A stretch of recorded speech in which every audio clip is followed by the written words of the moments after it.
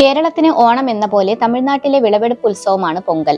തൈമാസത്തിന്റെ അതായത് മകരമാസത്തിന്റെ ആരംഭത്തിലാണ് പൊങ്കൽ ആഘോഷിക്കുന്നത്. പൊങ്കലിന്റെ തലേദിവസം പഴയതും ഉപയോഗശൂന്യമായതുമായ സാധനങ്ങൾ അഗ്നിക്കിരയാക്കുക പതിവാണ്. ഇത് ഭോഗി എന്നറിയപ്പെടുന്നു. 4 ദിവസം നീണ്ടു നിൽക്കുന്ന പൊങ്കൽ ആഘോഷങ്ങൾക്ക് തുടക്കം കുറിക്കുന്നത് ഭോഗിയോടെയാണ്. വിളവ് നന്നാവാൻ നല്ല കാലാവസ്ഥ തന്ന് അനുഗ്രഹിച്ച ഇന്ദ്രദേവനോട് നന്ദി പറയുന്ന ചടങ്ങാണ് ഭോഗി. 2ാം ദിനമാണ് തൈപ്പൊങ്കൽ. സമൃദ്ധമായ വിളവെടുപ്പിനും അഭിവൃദ്ധിക്കും സൂര്യദേവനോട് നന്ദി അറിയിക്കുകയാണ് തൈപ്പൊങ്കലിൽ ലക്ഷ്യമാക്കുന്നത്. വർണ്ണാഭമായ കോലം വരച്ച് കരിമ്പുകൾ കൊണ്ട് അലങ്കരിച്ച് അടുപ്പ് കൂട്ടി പൊങ്കൽ ചെയ്യുന്നതാണ് പ്രധാന ചടങ്ങ്. 3ാം ദിവസം മാട്ടുപൊങ്കലാണ്. ഈ ദിവസം കന്നുകാലികളെ കുളിപ്പിച്ച് മഞ്ഞളും കുങ്കുമവും ഭസ്മവും അണിയിച്ച് പൂജകൾ ചെയ്യും. മാട്ടുപൊങ്കലിനാണ് പ്രസിദ്ധമായ ജല്ലിക്കെട്ട് നടത്താറുള്ളത്. 4ാം ദിവസം കാണം പൊങ്കലോടെയാണ് പൊങ്കൽ ആഘോഷങ്ങൾക്ക് സമാപനമാകുന്നത്. പലഹാരങ്ങളും സമ്മാനങ്ങളുമായി ബന്ധുക്കളെയും സുഹൃത്തുക്കളെയും സന്ദർശിക്കുകയാണ് ഈ ദിവസത്തെ പതിവ്.